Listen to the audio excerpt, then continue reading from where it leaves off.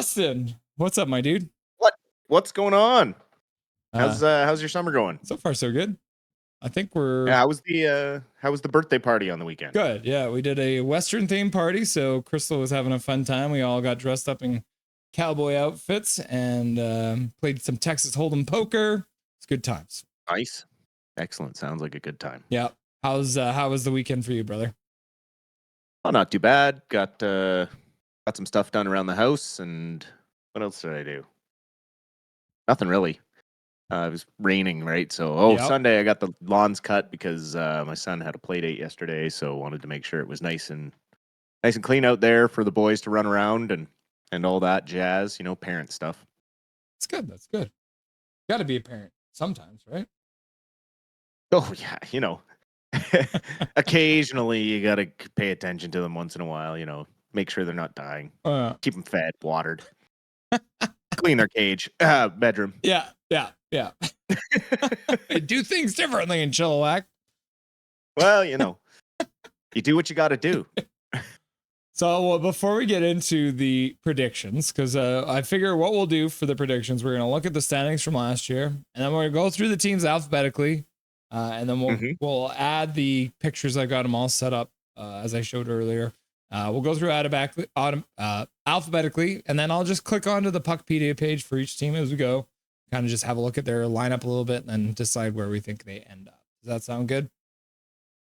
Sure. Cool. Let's do it. Before we do that, I want to get your reaction because obviously we got the poll question going. Quinn Hughes and Connor Garland have been invited to the camp, but Demko and Besser are not on that list to go to the Olympic orientation camp. So what is your reaction to that announcement today?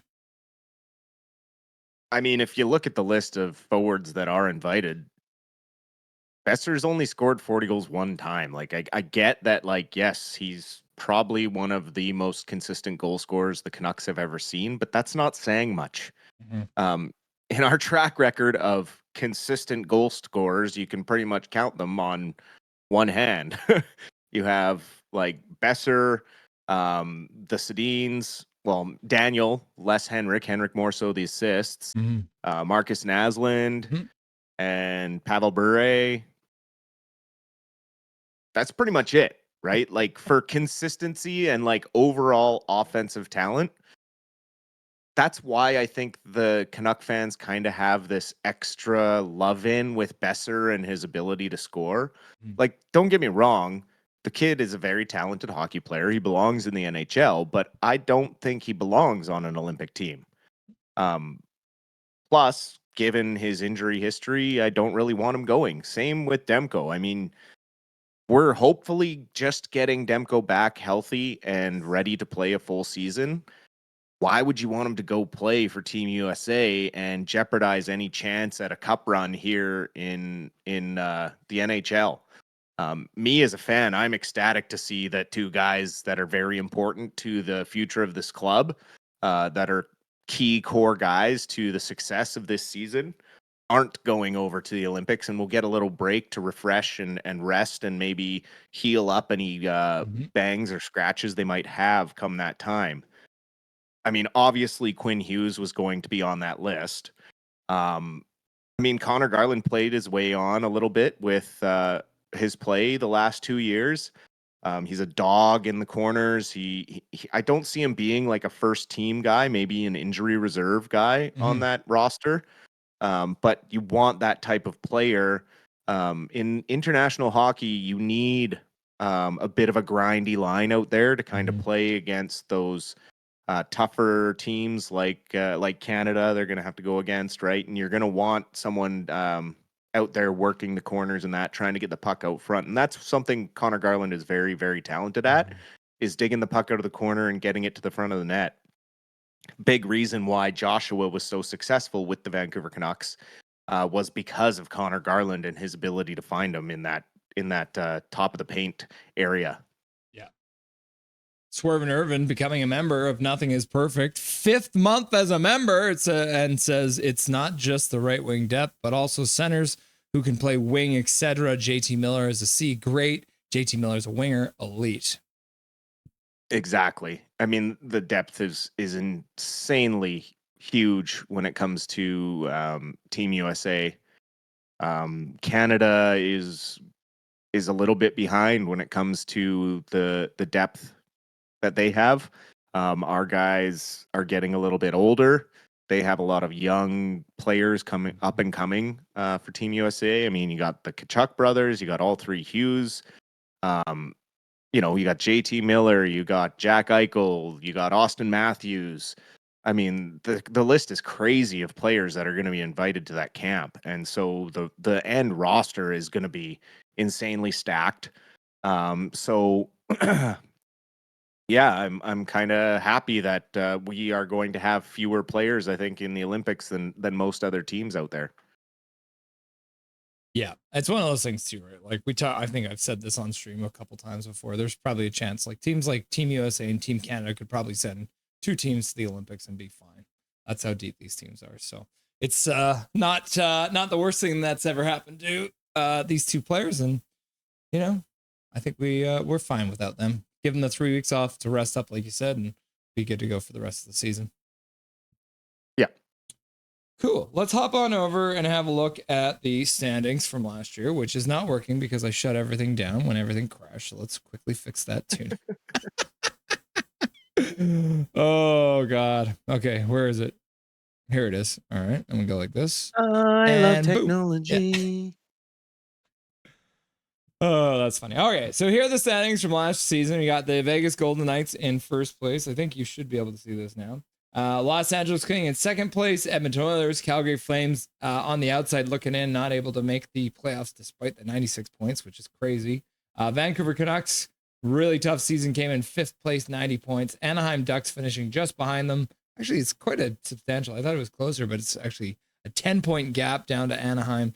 Seattle even further down at 76, and the San Jose Sharks are doing what the San Jose Sharks do and sucking all the way to the bottom of the division. So are we sure they're not the San Jose bottom feeders?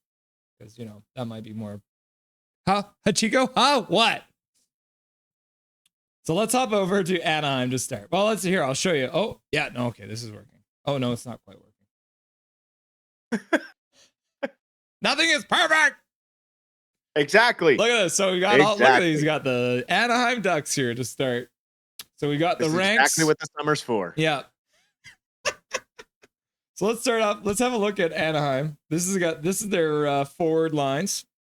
So Gauthier, great. You know, Carlson's been really good on a really good deal too. These guys only making $950 each.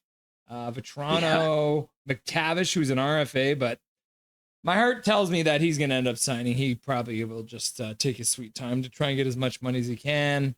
Granlund signed in the offseason. Kreider, another addition to this forward line. So they did get a little tougher too. And of course, Terry, who's been a beast for them. Defensively too, I feel like they improved quite substantially as well. But I don't know if they have the speed on the back end. So that might be one of their issues. And then going with a young goaltender too with Dostal, who has been really, really good for them, but obviously trading away their longtime goalie Gibson. How are you feeling about Anaheim's changes? And do you think they've gotten good enough to get out of their previous position of 6th in the division? I don't know. They did get some more veteran leadership, which is good in Kreider and also adding Granlund to that third line. I honestly see them maybe regressing a little bit. They lost Zegras, which was a big part of their offense. They do have a lot of cap space, so they can improve, I guess, during the season quickly. Maybe McTavish gets moved after 20 games if they haven't quite done the way they want. So, as most teams are in cap hell, I mean, Anaheim, you look at that $20 million, they're in cap heaven. So, I mean, they're probably around a 7th or a 6th. I'd put them closer to a 7th, just because I think they lost some pieces that will it's going to take them time to kind of rebuild their offense with a lot of guys coming in. And I just don't I don't know if Dostal, he was incredible last year, but can he actually handle the pressure without I mean, I guess he's got Mrazek behind him, but Mhm. I don't know. I just think they may regress a little bit this year. It's kind of like a two steps back thing when they took one step forward last year. Right. And then hopefully next year they can take that leap ahead. Carlson hopefully stays healthy and gets a full year. And then we can see what he can do the following year when he's a little more comfortable in the NHL. Yeah. Yeah. I think I agree with you on all points. That a bunch of new parts come together sometimes takes a bit to gel. And then I almost think Mrazek will be similar to what Shilov's was, and not to shit on Shilov, swear jar. But his record for the Canucks last year was terrible.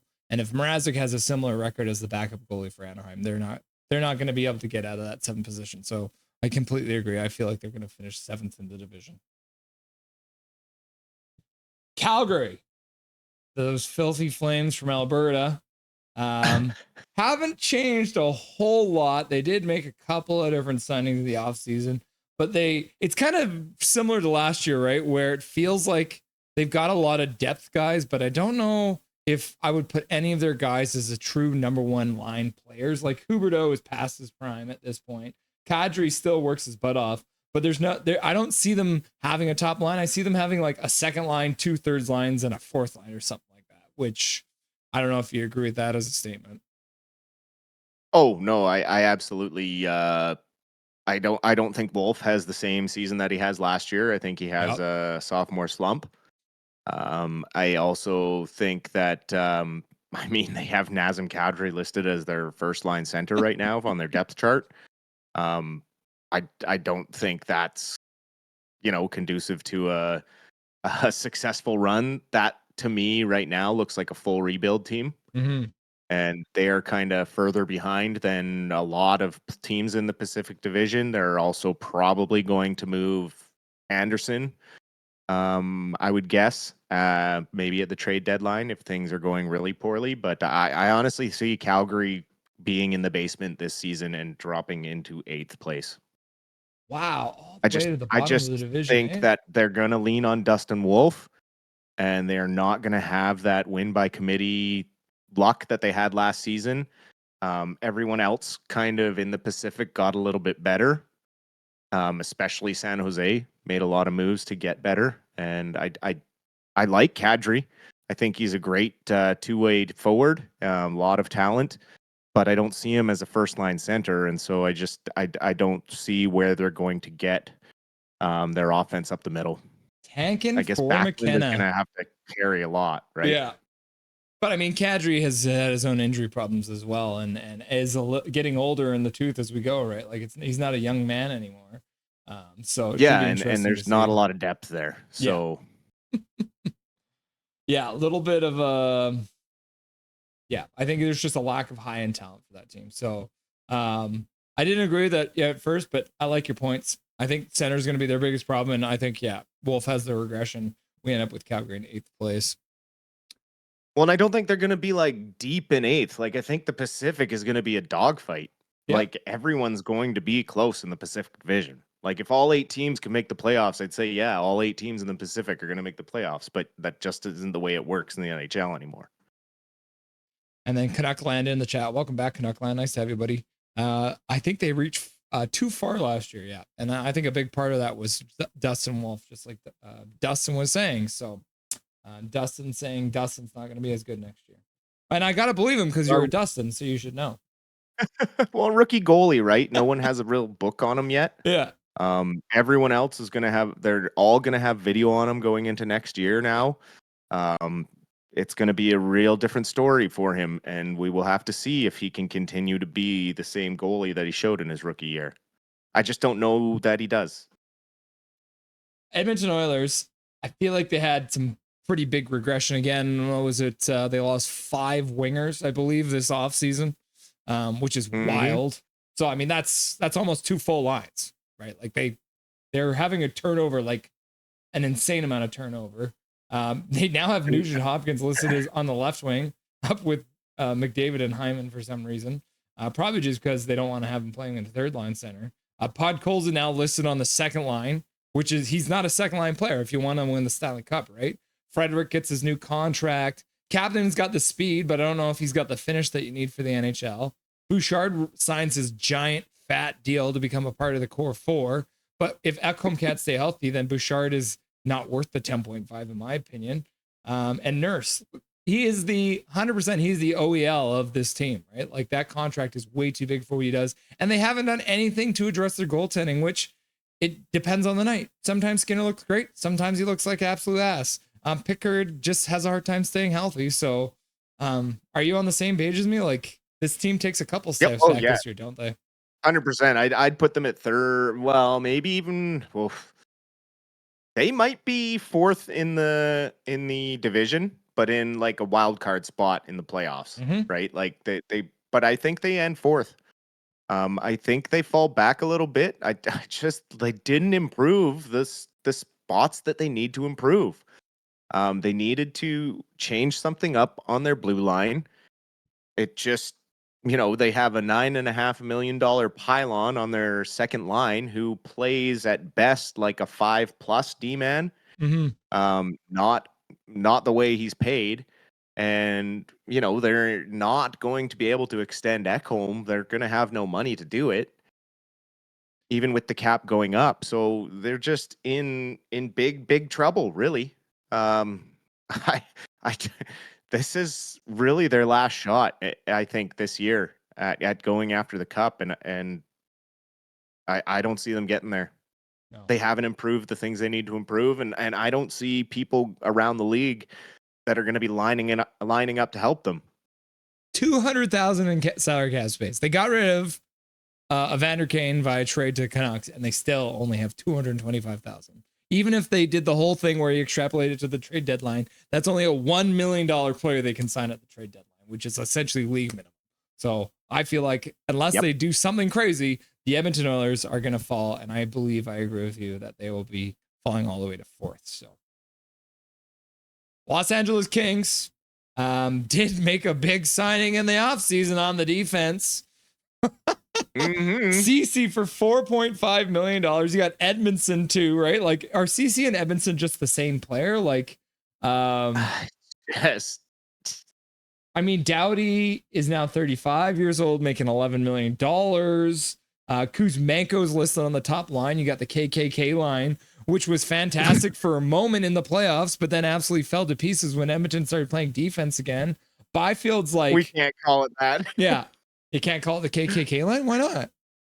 What do you mean? You can't call 3 Eastern European guys the KKK line. Their names are Kuzmenko, Kopitar, and Kempe. What do you mean? All right. I guess Kempe's Scandinavian, so. And then Corey Perry signs too, right? So if anything, LA loses in the Stanley Cup Finals to Florida or something like that. But I feel like they got older and slower. Oh, yeah, absolutely. They had like so much cap to weaponize at free agency, and Ken Holland, I mean, get that guy out of the league. He did it in Edmonton with I'm pretty sure he's the one who gave Nurse his deal, and now he's gone to LA to screw up their cap.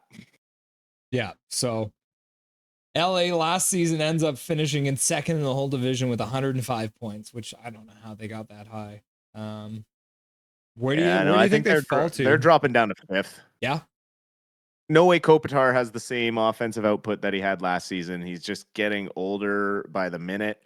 By the end of the year last year in the playoffs, he looked drained. And I think they're down below.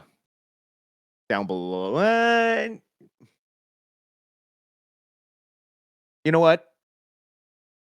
Put him in third. Put him in third? Nope. Leave him in fifth. I'm being crazy here. Yeah, leave him in fifth. I can see. I mean, by the way the board looks, it is getting crazy in here, but I like it.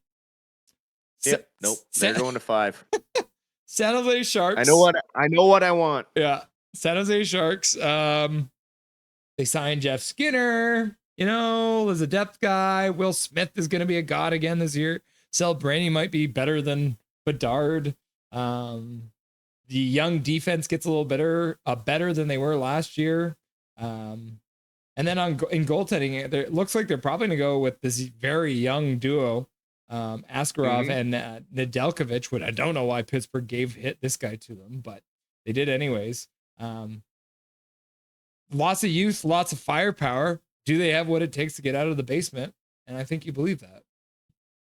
I think so.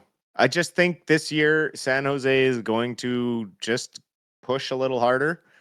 I don't think they're going to be in that 3 spot as much as people want to see me put them there and thought I was going to put them there. I think they're in the 6th slot.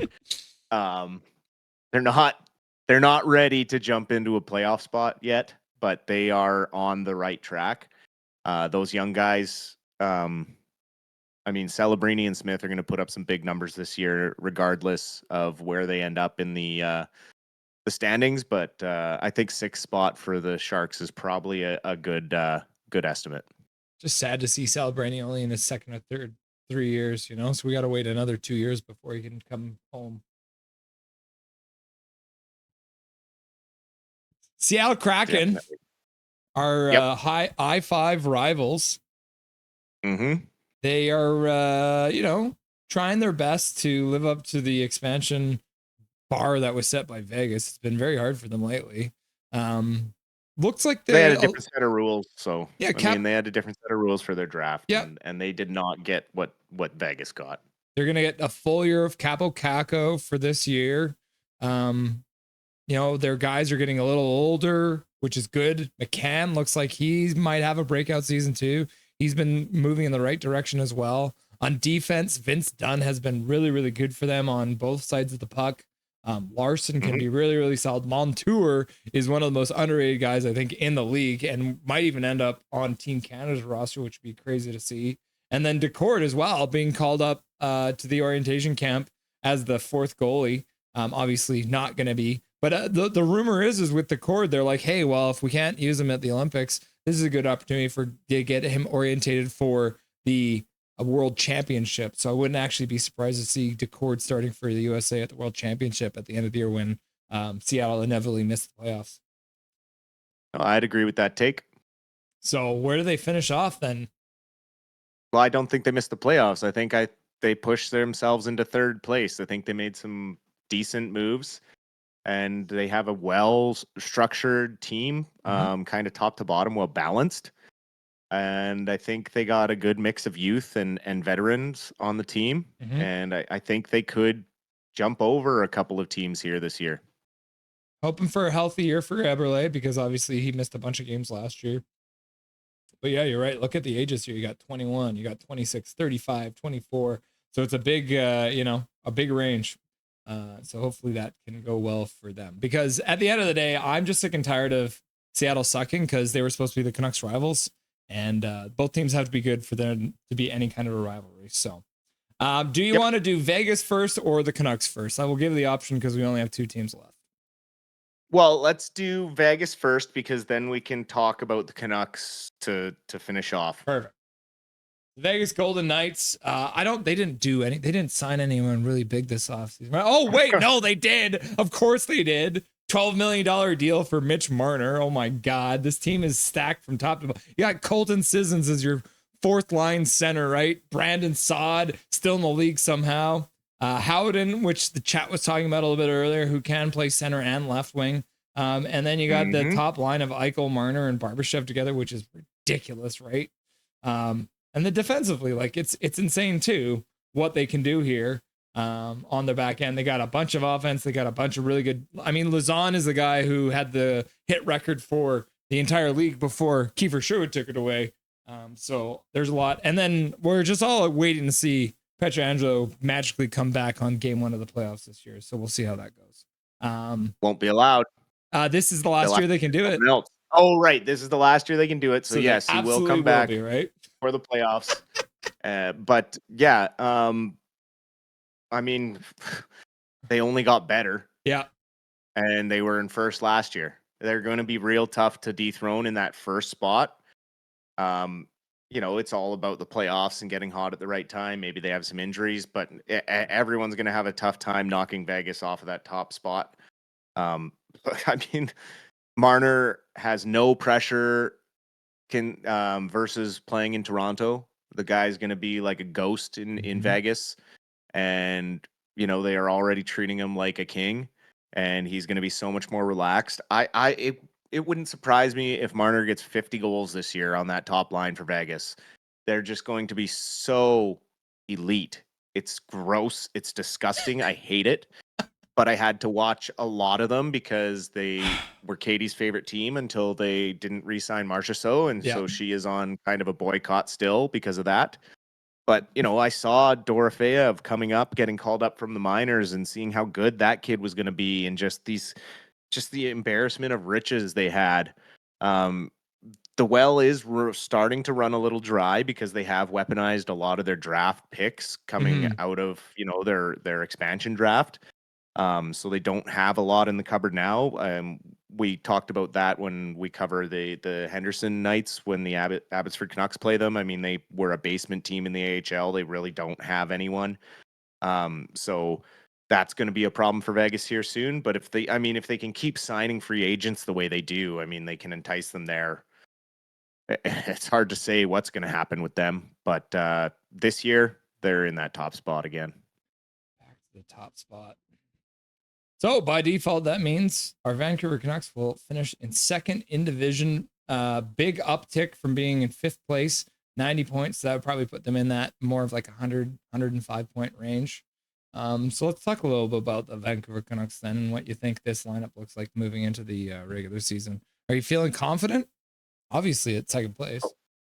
Absolutely. They're still trying to make an improvement and upgrade at center, which won't surprise me when we see Bluger traded with one of our prospects or something, because we have quite a few chips that we can move, because we're going to be overloaded in the blue line and that sort of thing. We have overload in the bottom six.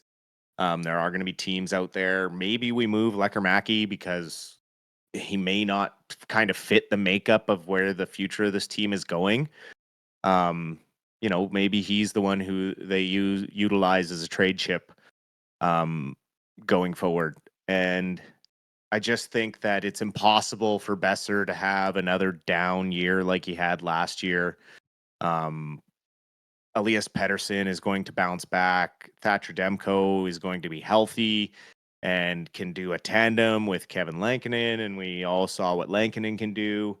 I think some of our younger guys coming up after that AHL Calder Cup win are going to be even more motivated to play hard and push this team, to be a winning team. They're going to have some maturity and leadership qualities that even, guys like Besser and Pettersson aren't going to have because they, had to win more games than any other team has ever had to win a Calder Cup. Like they had the extra series because of the way the divisions work. So, most teams at 16 wins, the Canucks it took 18 to get the cup. So, um, really good,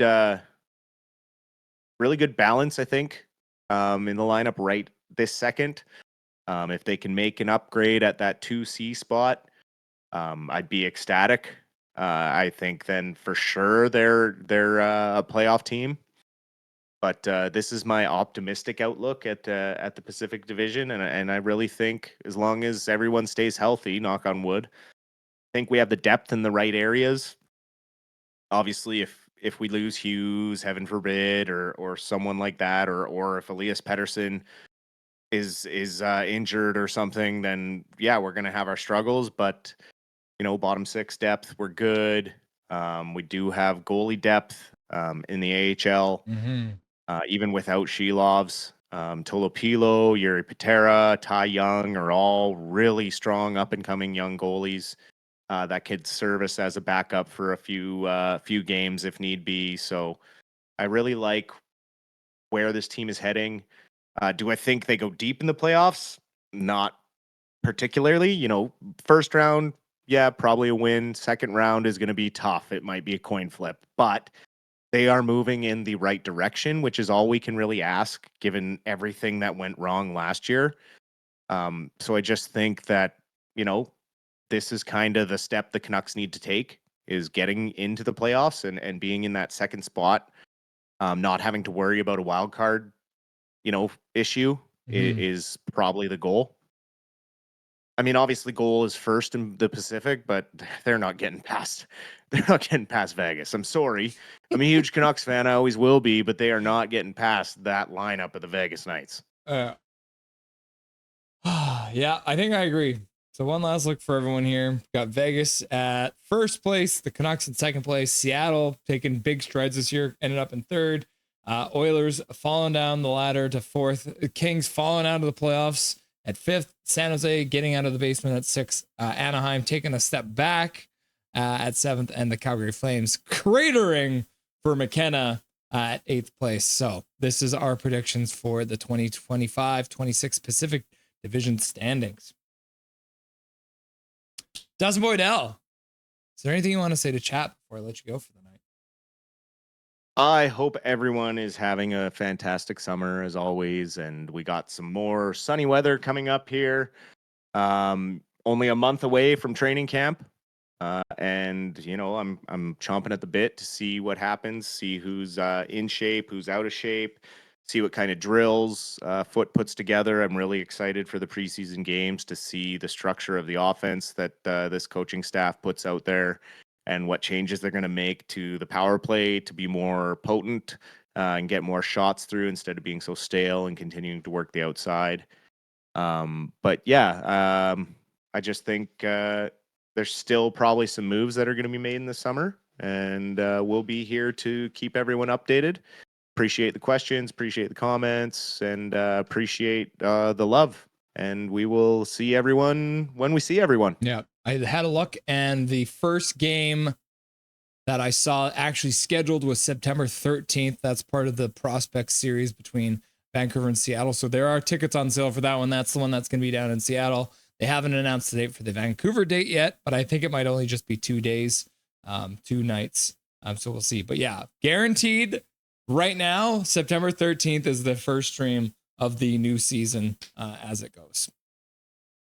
There you go. Less than a month away. Yeah, we're getting close, guys. So get excited. Thank you very much, Dustin, for joining the show tonight, and enjoy the rest of your evening, brother.